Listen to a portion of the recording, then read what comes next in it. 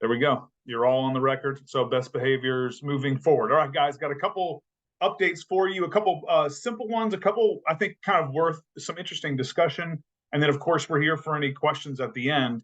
Just real quick, an update on rates in case you haven't shopped rates. Let me share screen here with you so you guys can see a couple slides I put together for you. I'll send out in just a bit. But if we work through these slides, everybody seeing this this little grid?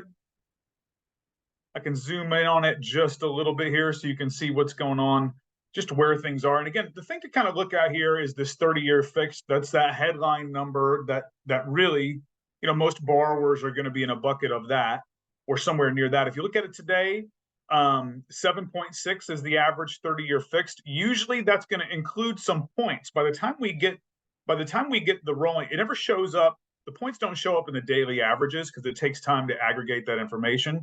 It only shows up in the lagging averages. And so, although we don't know it yet, that's 7.6, and somewhere between a half point and a point in points charged is where that's going to average out once we get the trailing data on it. So pretty high numbers, although you can see we peaked the other day at 7.81, and it really looked like we were going to blow through the 8. It really looked like we were just going to blow right through that note rate, clicking over to 8. The only reason that hasn't happened, honestly, is all this turmoil in the Middle East has riled markets. And when there's uncertainty, there's a flight to safety. Safety are bonds and treasuries that reduces yields. And that's ultimately a good thing for mortgage interest rates and how they're correlated. But if you look at that mortgage daily news, where we are on the 30-year fixed, 7.6, Freddie Mac's got it registered at 7.5 on the updated weekly average. The most accurate, because it includes everything, we've got it at 7.5 with 3/4 of a point charged, trending upward.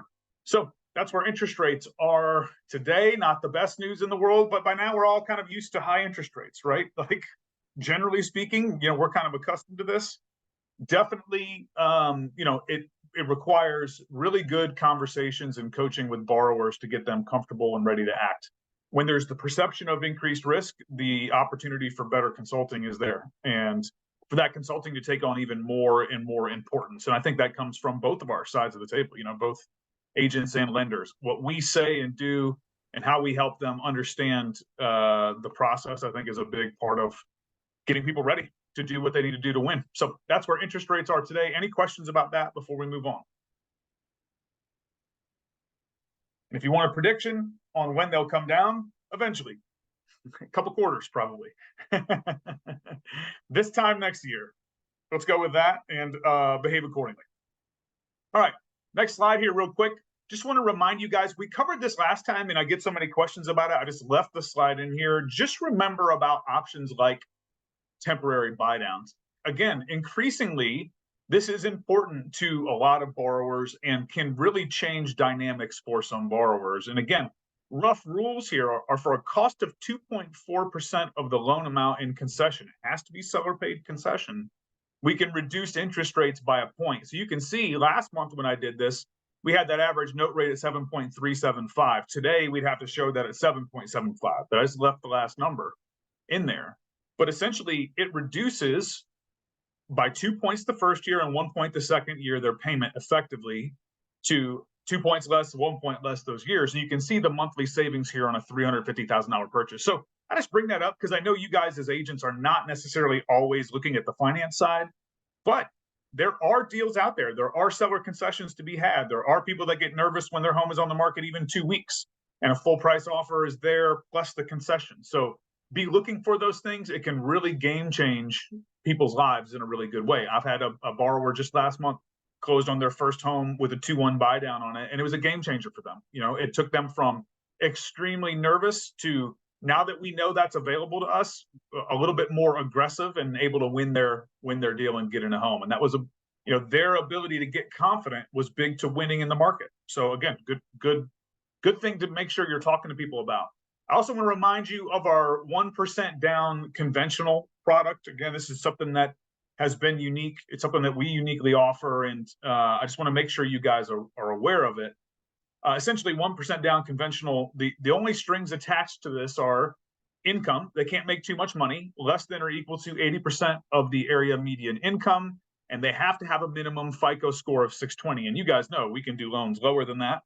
And obviously we can do loans for people with more income than that. But if they're there, they can get into a conventional mortgage for 1% down with no MI.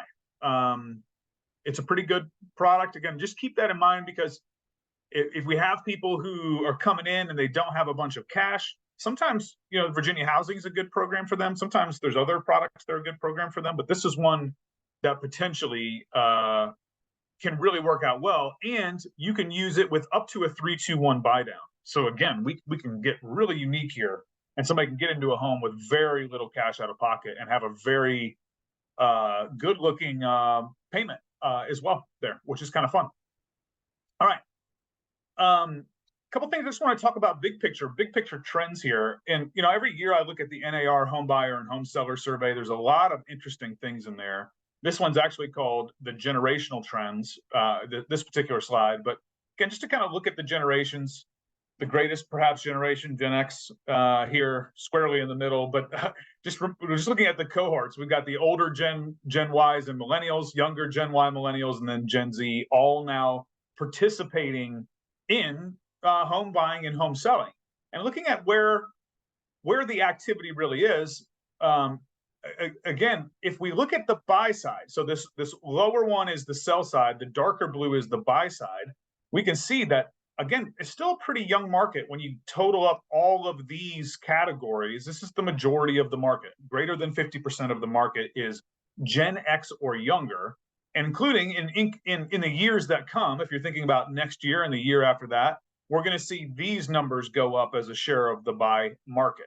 They will overtake Gen Xers over the next 5 or 6 years in terms of overall share of the buy side market. And why is that important? Looking at millennials and Gen Zs for a moment, because we've got this trend going on right now, where 18% of millennials and 12% of Gen Z said they believe they will never be able to own a home per Redfin.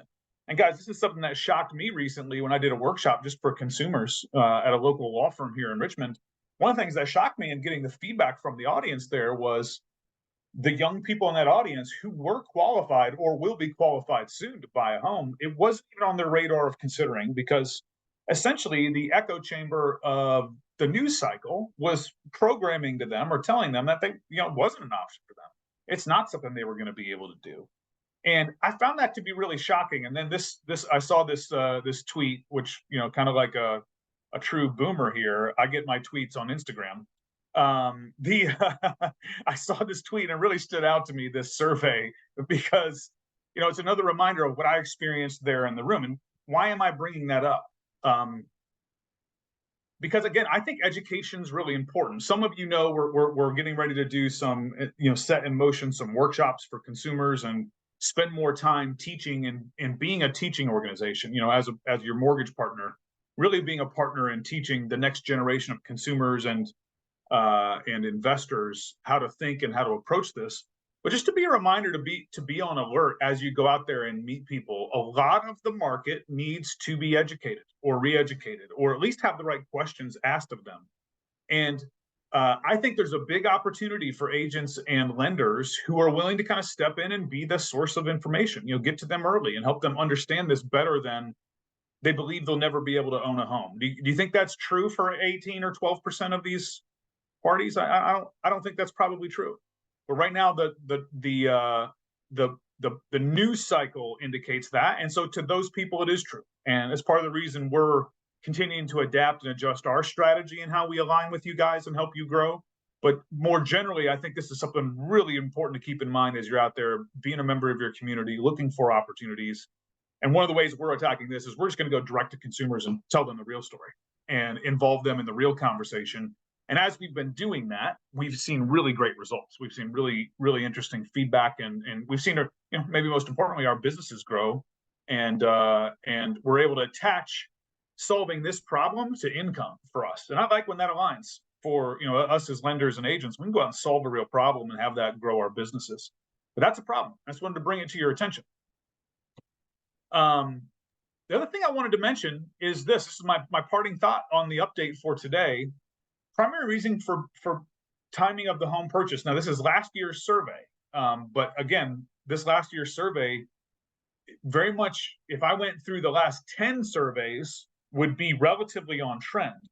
And it's just a great reminder, because I'm putting this slide out there really to protect our mindset and the way we think about this market of the moment, because there's so much quote unquote bad news out there in the news cycle and in housing.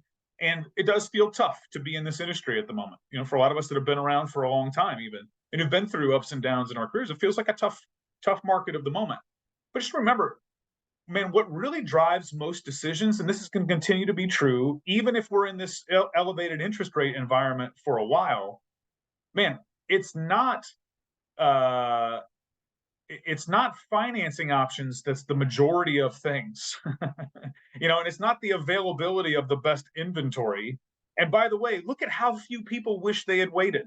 Again, this is historic here. Look how few people wish they had waited in terms of timing to buy it. For the most part, the vast majority of purchases and the vast majority of sales, man, it was a right time for them, for that person, for that individual, or their hand got forced. You know, their rental was being sold. It was like a requirement. They had to move from one market to the next. So when you aggregate these two categories, it's just a great reminder that, man, how like our market is bigger than interest rates. Man, it's about supply and demand, and supply and demand continue to churn on. And so what we have to do to really grow in a market that isn't growing is find the way to find those people who, man, it's just the right time for them, or it's being forced upon them for whatever reason. And they're willing to be educated and understand the market and not be in fear. Those are the people that we can help right now. And every day when we wake up, we're trying to think about how we do that as a lending company. And, you know, of course, we're thinking about how we do that as your partners and allies as well. And I know we've got conversations with you, some, you know, ongoing to do some of this together. So excited to share more of that with you guys. But I just wanted to kind of add that to our thinking, because it was in my research over the last couple of weeks, and wanted to share it with you guys, because I think it's just a great reminder of the truth inside of, you know, again, an interesting news cycle. So let me first go to Beth. Beth, what did I leave out today? I'm sure there's a couple things. No, that was a great point, and that's what we've been talking about as well with Realtor Partners, that so many folks don't recognize that homeownership is even possible for them. And so that just doesn't surprise me anymore, especially for our young military families that don't even think about it, or teachers, or, you know, everyone's looking for people to hear or something that they hear. And like you said, there are opportunities out there. Rates go up and down. So even no matter what that's saying, like today, it was 7.75 2 days ago. Yesterday, I was able to lock, or what's today? Wednesday. So yes, started out the week 7.75 in the first time homebuyer program. Finally dipped. I was able to lock somebody who was fortunate enough to squeeze in to get to those spark funds. And a lot of folks are out of them now. That's why we've said before, we don't like to talk about them with the borrowers unless we know that we've got, you know, they've been searching and we had them on the list. So in some cases we can reserve those funds. And but this borrower was already on my list, thank goodness, and got her locked in at 7.5. So with those spark funds, it got her down to 6.5. Big win. And so we're still getting them. So when the rate dropped back down that quarter, that makes a big difference for first-time home buyers. And that Virginia housing, as long as they can fit in the income limits, just like the conventional product Matt's talking about, they can fit in those limits. Sometimes just being in that program helps them get a more affordable rate, believe it or not, even if they can't qualify for the grant with the VA loans or the grant with the FHA loans because they make too much money, targeted areas and all the things. Sometimes we can put them in the program because the rates are better in that first-time homebuyer program than they are on the grid. So we look at all that stuff, and it's just going to be up, down, and we keep an eye on it daily so that we can lock where, you know, we're hoping for the best. So that's really it. Yeah. A lot of wild stuff going on, but we're paying attention, getting good results for borrowers. You know, look under any rock is our approach to making sure we get the job done for the borrowers you guys send over to us. And Beth does a great job of that. Austin and Lindsay do a great job of that, and we're backing that up. All right. Questions, comments, epiphanies, concerns.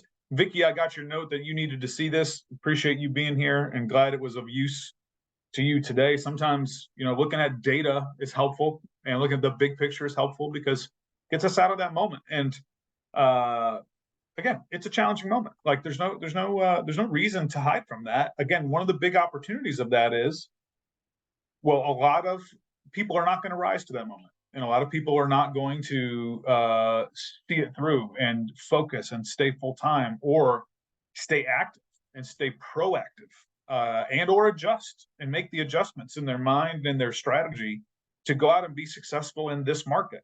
And if, like we asked last time, if we look at the total number of sales in Hampton Roads every month, there's evidence that there's enough going on for us to be successful. There's enough sales. We just need more quality and quantity of relationships to do that, which means we got to stay in the right mindset and have the right actions over and over and over again to be consistent with that. We want to continue to support you guys with that, continue to be your partners in that side of the business too, not just doing a great job once the opportunity is created. Questions, thoughts, notes? Beautiful. Barry, you got any final words for us? Put a bow on it and get us out of here, and I'll email everybody the PowerPoint so you have it in your notes. Yeah, I think like Vicky said, it's always good to be encouraged because, we need it. We get punched in the mouth. It's always something new. The news is usually not good. And but we just got to try to stay as positive as we can stay and keep working hard and just try to get through this season, Yep. Absolutely. And adapt too, right? Like that's the thing about, I learned in my brief time boxing, which I didn't stick with because it turns out I don't like being punched in the face, that if you don't adapt, you get punched in the face. Like if you don't read the jab, well, the guy's going to keep throwing that jab. You know what I mean? And if he's setting you up for the hook. So, it's real great feedback to adapt. What I learned in that particular situation is my adaptation was to stop boxing and to start doing jujitsu, which I was a little bit better at, and nobody punched me in the face there. So it was more fun. Because that provokes something for me too. So sorry, I know Barry, you're supposed to have the last thought, but here we are. So the other is, I know it's always been people saying shop rates, that's crushing some borrowers out there. It's disappointing, certainly for us to see that when people think rate is the driving force, because it isn't. It's getting that borrower into the home to the best ability to meet them where they are today. And what a lot of people don't realize, and even the borrowers, and they don't know to ask or they don't know to have the conversation, and we'll ask them for a fee worksheet and see $4,500 in fees to get that so-called rate. And if some people are still resistant, saying, "Oh, you're not getting closing costs. You're not getting closing costs." Oh, we're definitely getting closing costs. I mean, closing costs are a thing. They are not, an anomaly, but we are getting closing costs. All of the, in most loans, it's very rare we're not getting them, at least some, to some capacity. But it's really hard when you're trying to talk to a borrower that they're on the fence because they're shopping a rate and they don't understand. And then I've had agents even send me the fee worksheets and they're like, "Well, Beth, it is, there's $6,000. No, they're giving that to them." I'm like, "No, they're not." Just do the math like this, because they hide it.